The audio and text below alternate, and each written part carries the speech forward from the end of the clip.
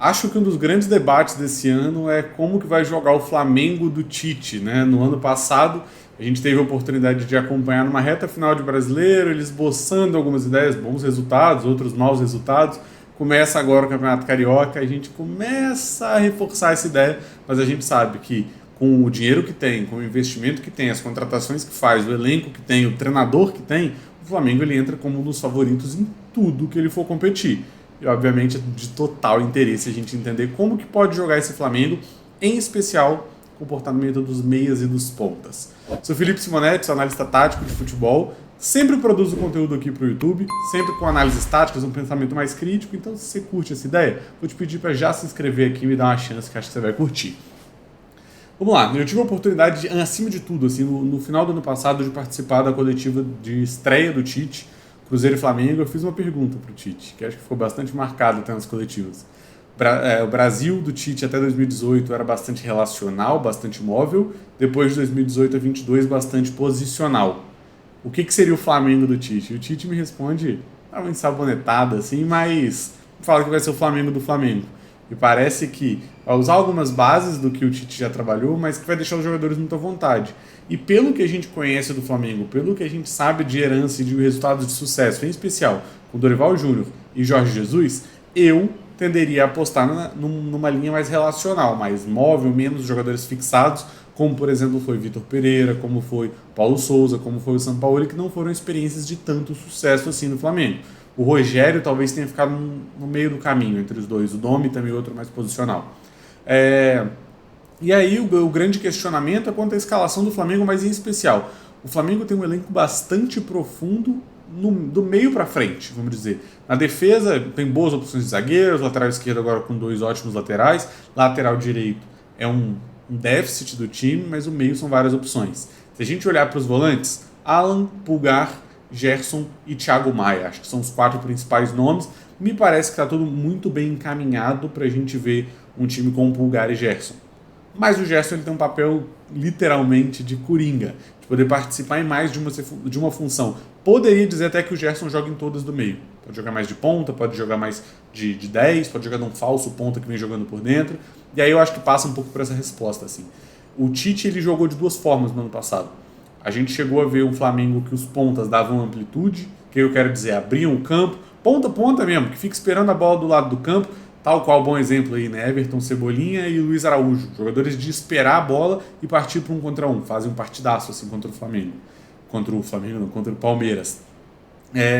E tem uma outra característica, se a gente for olhar outros jogos, a gente vai pegar esse último jogo agora do Campeonato Carioca, mas estreia contra o Cruzeiro, se não me engano tem um bom jogo contra o Vasco também, que já usa um modelo diferente. Ao invés de pontas, acaba usando mais meias. E confesso que eu tendo a ir para um lado meio híbrido nesse sentido. Por quê? Se a gente pega desse modelo de jogo do Tite um pouco mais relacional, que vai buscar mais interações, eu acredito que ele opte por mais jogadores de espaço de habilidade. O que eu chamo de espaço de habilidade? Pensa no campo de futebol. O lado do campo são os espaços de força, onde prevalece o drible, a imposição física, a velocidade, e por dentro, onde tem menos espaço, espaço de habilidade, a criatividade, o drible no espaço curto, a associação. E quando a gente fala de liberdade e a gente fala de potencializar esse elenco do Flamengo baseado no que o elenco tem, eu olharia mais para essa segunda forma. Mas eu não descartaria a utilização dos espaços de forças. Aliás, eles devem ser usados, mesmo que pelos laterais. E aí eu acho que é onde o Tite ele pode mesclar bastante coisa. Vamos partir do ponto, então, de uma dupla de volantes com Pulgar e Gerson. Na frente a gente tem mais 3 opções, dado que o Tite até aqui mostrou uma preferência pelo 4-2-3-1 como seu modelo principal. Camisa 10 Arrascaeta, acho que é indiscutível e por isso a dúvida fica pelos lados do campo. Nomes possíveis: Gerson, De La Cruz, Luiz Araújo, Everton Cebolinha e Bruno Henrique. São essas 5 opções para 2 posições basicamente. Tem o Vitor Hugo, tem outros jogadores, mas acho que esses são os nomes mais fundamentais. E é para onde que eu acho que a discussão anda. Vamos olhar para a lateral esquerda. Lateral esquerda do Flamengo, a gente fala de Ayrton Lucas e Matias Vinha.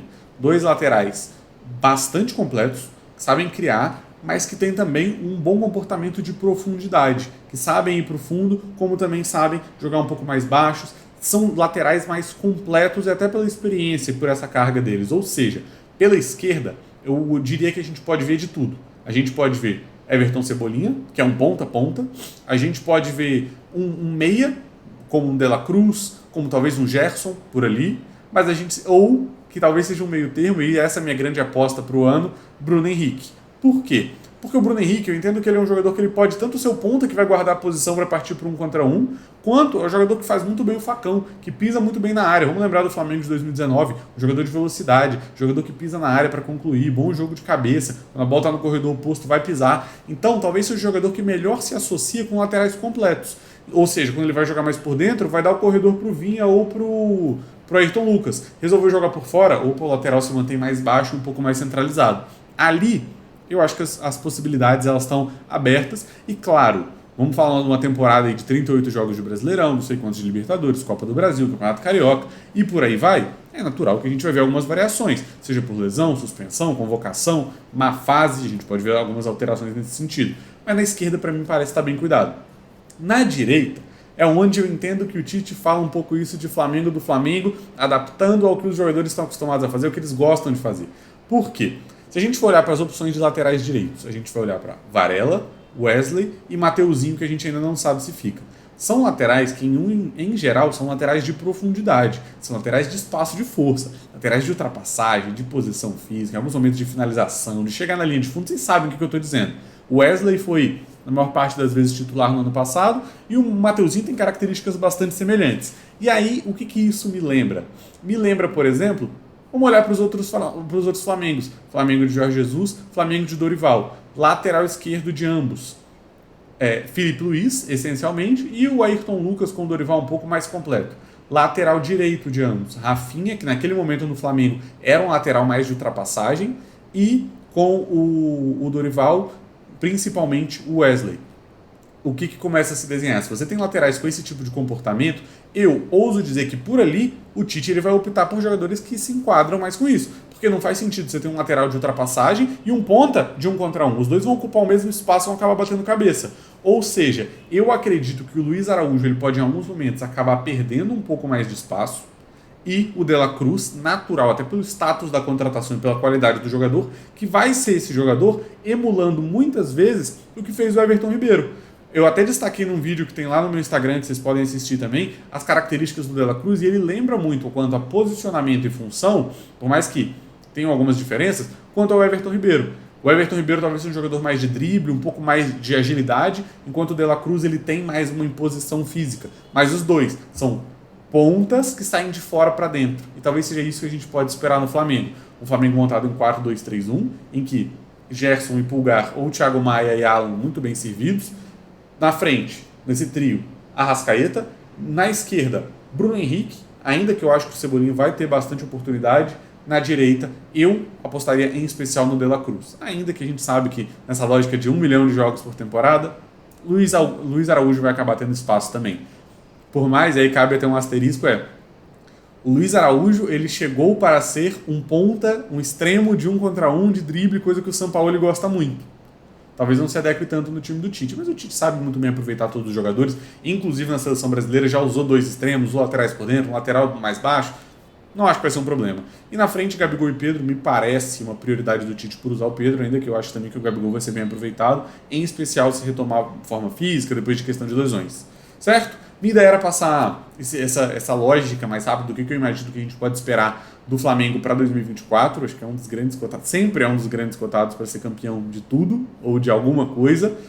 Então vale a pena a gente ficar de olho em como que o Tite vai montar. Espero que a gente possa ter mais oportunidade de trocar ideia com o Tite nas coletivas, investigar isso um pouco mais a fundo, e eu quero trazer isso tudo para vocês aqui no canal. Se você curtiu o vídeo, deixa seu like, deixa um comentário, e é isso. Se ainda não é inscrito, se inscreve aqui. Um abração e até a próxima.